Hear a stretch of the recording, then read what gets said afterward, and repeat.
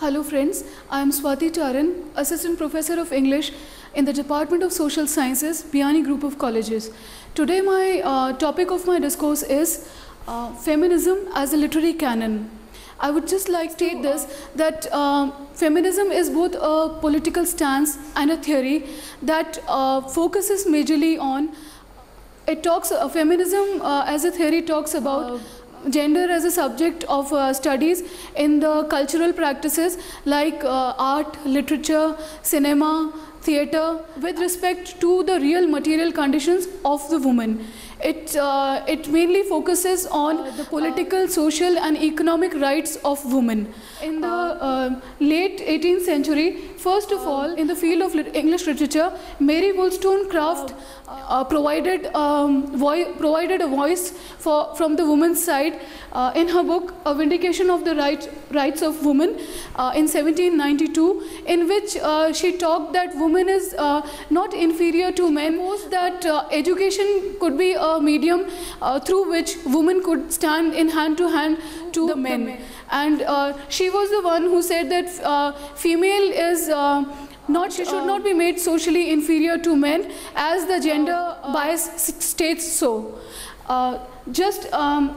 Equal to it, the feminism, the wave of feminism was active in USA in the writings of Margaret Fuller in her work Woman in the 19th century. Margaret Fuller also proposed in her writings, and through her, Margaret Fuller also proposed that women should have political rights, economic rights and education, and she also worked on the prison reforms for the women. Virginia Woolf came as a feminist writer at the initial stage of the 20th century. Her cult work, A Room of One's Own, written in 1929, she states that it is the patriarchy which role of patriarchy is in making the woman inferior to men, and women should be given a chance to acknowledge her rights. And in her writings, later writings, Orlando also proposed the concept of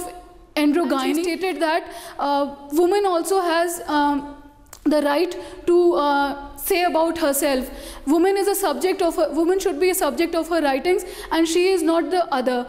Half of the 20th century, only male writers dominated over the women writings, and the woman also wrote from the perspective of the men only.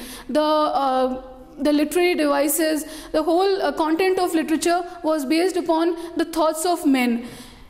Elaine Showalter, in her Literature of Their Own, proposed the three phases of the feminist writing. She is also a very renowned writer of feminism. In her first phase, in her writing A Literature of Their Own, she states that from 1840 to 1880, the writings written were by the women. They were anonymous writings, not fully aware, or they could not write their names behind their works. And some women also wrote behind the name of a man, like for example George Eliot. And the women also felt very proud to write their surnames, as for example Elizabeth Gaskell. So this period was a period in which women were not free, or they couldn't show that they were writers or novelists. The second phase, Elaine Showalter states it goes from 1880 to 1920. This was a phase when, as such, women spoke for them or fought for their rights or the autonomy of their political rights, be it their economic rights or in the field of writing also. The third phase, that is the female phase, Elaine Showalter states in her writing, comes in the latter half of the 20th century, in which the woman actually started writing for her own, as she was the subject of her writing. There is a cult work in this phase of Sandra Gilbert and Susan Gobar, A Mad Woman in the Attic, in which these two female writers show that the woman has the right to write about their sex, about themselves, about their body.